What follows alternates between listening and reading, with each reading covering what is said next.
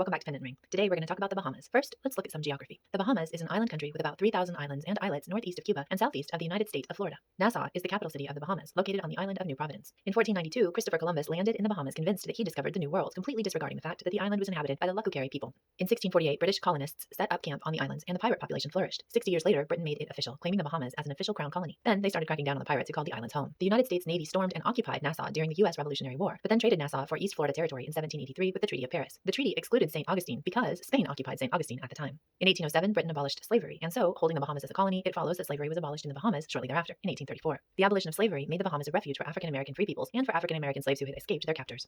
In 1973, the British Crown relinquished their hold over the Bahama government, and Prince Charles, now King Charles, hand delivered papers of independence to the Prime Minister of the time, Lynden March, in March of 1978, the same year this coin pendant was minted. The 7th annual multinational CARIFTA Games took place in Nassau. CARIFTA includes all the nations in the Caribbean Free Trade Association. In April 2023, the 50th annual CARIFTA Games are scheduled to take place in the Bahamas again. That's it for this episode of Coin Pendant History. See you next time on Pendant and Ring.